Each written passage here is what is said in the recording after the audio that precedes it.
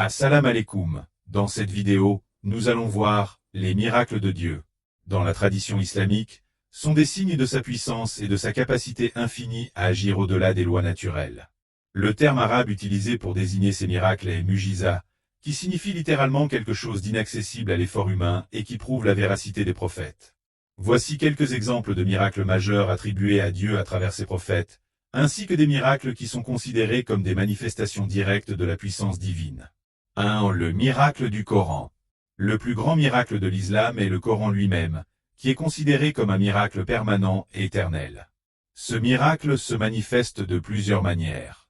Beauté et éloquence littéraire. Les Arabes de l'époque, qui étaient réputés pour leur maîtrise de la langue, ont été incapables de produire quelque chose d'aussi beau ou profond, malgré les défis lancés par le Coran. Prophétie. Le Coran contient plusieurs prophéties qui se sont réalisées, confirmant son origine divine. Sagesse intemporelle. Les enseignements du Coran, qu'il s'agisse de morale, de jurisprudence ou de spiritualité, sont considérés comme universels et intemporels. Miracle scientifique. De nombreux musulmans croient que le Coran contient des allusions à des découvertes scientifiques modernes, des siècles avant qu'elles ne soient connues. 2. Les miracles de prophète Moïse. Moussa. Le prophète Moïse, paix sur lui, est associé à plusieurs miracles majeurs dans l'islam. Le bâton de Moïse. L'un des miracles les plus connus est lorsque Dieu a ordonné à Moïse de jeter son bâton, qui s'est transformé en serpent pour défier les magiciens de Pharaon. Sourate 20, 17-21. La mer Rouge. Lorsque Moïse et les enfants d'Israël étaient poursuivis par l'armée de Pharaon, Dieu a ordonné à Moïse de frapper la mer avec son bâton. La mer s'est alors fendue, créant un chemin sec pour qu'ils puissent traverser en sécurité, tandis que les forces de Pharaon ont été englouties par les eaux. Sourate 26, 63-67. 3. Les miracles de prophète Jésus, Issa.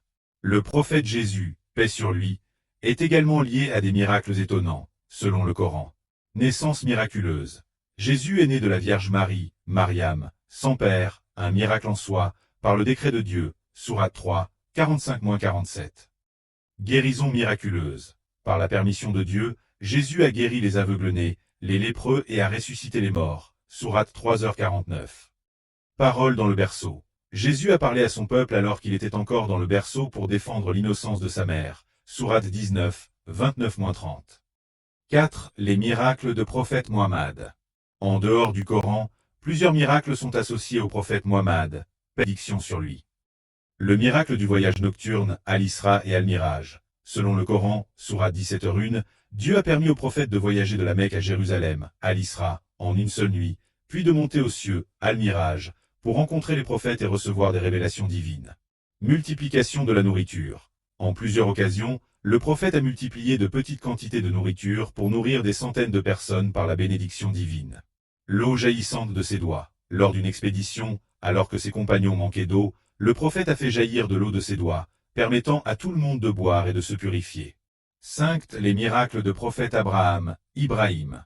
Le feu qui ne brûle pas. Lorsque le roi Nimrod a ordonné que le prophète Abraham soit jeté dans un immense feu pour avoir défié l'idolâtrie, Dieu a fait en sorte que le feu soit froid et sûr pour lui.